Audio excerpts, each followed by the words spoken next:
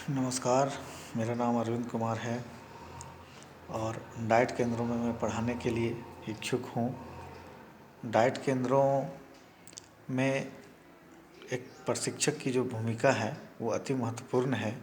जैसे एक ब्रिगेडियर या कैप्टन अपने सैनिकों को जिस प्रकार से शिक्षित और प्रशिक्षित करता है, उसी प्रकार उसमें युद्ध में विजय की कामना की जा सकती है। उसी तरह से जो प्रशिक्षु शिक्षक होंगे, उनको अच्छे से अगर ट्रेनिंग दी जाएगी तो वो विद्यालय को अच्छे से संभाल पाएंगे, समाज में एक अच्छा मैसेज दे पाएंगे और आने वाले भविष्य में समाज को खड़ा कर पाएंगे। वर्तमान समय में जो प्रशिक्षक हैं, उनकी भूमिका इसलिए भी महत्वपूर्ण हो जाती है कि शिक्षक प्रशिक्षित तो हैं, पर नए नए आयाम प्रतिदिन शिक्षा के क्षेत्र में जुड़ता जा रहा है और उसे शिक्षक को अपडेट करने की आवश्यकता है। तो तकनीक ज्ञान खास करके है, इस कोरोना काल में तकनीक ज्ञान को इसमें जोड़ कर देखा जाए। तकनीक के माध्यम से अगर हम इसको जोड़ते हैं तो जैसे वेबिनार हो गया और भी बहुत सारे ऑनलाइन चैनल के माध्यम से हम इसको चलाकर और काम कर सकते हैं। इस पे हम लोग इस पे जोड़ सकते हैं। जैसे एक फैक्ट्री में, एक उद्योग में वस्तुओं का निर्माण होता है, उसी प्रकार से एक विद्यालय में या एक प्रशिक्षण महाविद्यालय में मानव संसाधन का निर्माण होता है। मानव संसाधन जो हैं उसमें कितनी ज्ञान है, उसमें कौशलता क्या है, उसमें अभिवृत्ति है कि नहीं और उसमें अभिव्यक्ति की क्षमता है कि नहीं, इन सब का विकास करना ही एक प्रशिक्षक का कार्य होता है। अगर प्रशिक्षक खुद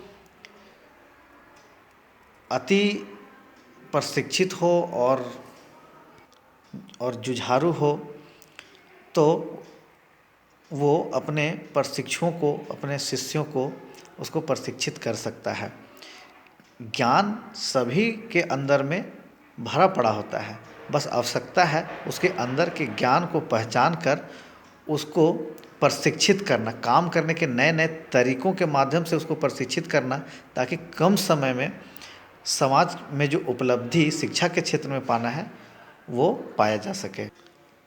अगला टॉपिक पे हम बात करना चाहते हैं कि वर्तमान परिदृश्य में शिक्षक प्रशिक्षण संस्थाओं में सक्रिय और प्रभावी बनाने के लिए क्या उपाय किए जा सकते हैं ताकि वो और भी प्रभावी तरीके से ये कार्य करें। तो सबसे पहले कि शिक्षकों के प्रशिक्षण को प्रभावी बनाने के लिए जो नवाचारी पद्धतियां हैं उनको विकसित करना। दूसरे में है कि मूल्यांकन की जो कार्यशैली है या मूल्यांकन की जो पद्धति है उसको व्यापक बनाना, उसको व्यापक बनाकर और व्यवहारिक बनाना, ताकि मूल्यांकन अच्छे से हो सके और उन मूल्यांकन के आधार पर ही हम बच्चों के आगे के रास्ता जो है उसको हम तय करेंगे। दूसरी बात है कि इसको और भी सक्रिय बनाने के लिए जो डिजिटल माध्यम है, डिजिटल माध्यम से इसको आगे विकसित किया जाए। जैसे ई लाइब्रेरी होनी चाहिए, इंटरनेट के व्यवस्था के माध्यम से अगर लैपटॉप है, कंप्यूटर है तो इसका हम उपयोग कर सकते हैं। हम भूगोल के विद्यार्थी रहे हैं, हमारा स्नातकोत्तर भूगोल में रहा है, तो जैसे गूगल अर्थ गूगल है या गूगल मैप है, इसके माध्यम से बहुत सारा नए तकनीक को जोड़ के देखते हैं, नए ज्ञान को हम जोड़ कर देखते हैं और इससे भी हम उसको पढ़ा सकते हैं। शिक्षक के पास जैसे तकनीक ज्ञान को बढ़ाने के लिए लैपटॉप वगैरह, मोबाइल है, टीवी है, बड़े स्क्रीन वगैरह हैं, ये सब शैक्षिक संस्थानों में, डाइट केंद्रों में लगाया जाए तो थोड़ा ज़्यादा प्रभावी तरीके से होगा।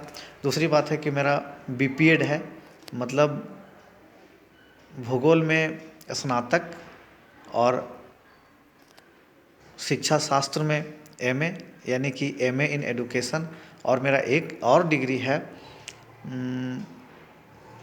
BPEd, bachelor in physical education. तो गवर्नमेंट की जैसी अभी नीतियां हैं, फिजिकल एडुकेशन पर भी जोर दिया जाए, खेल कूद के माध्यम से नए नए नवाचार को जोड़ा जा रहा है, हम इस पर भी ध्यान देने की कोशिश करेंगे और हम चाहेंगे कि इसमें हमको मौका मिले इस डाइट केंद्र में पढ़ाने का। तो मेरे पास जो ज्ञान है उसको और भी विकसित करके और आगे बढ़ा के हम यहाँ पर सेवा दे सकें। धन्यवाद।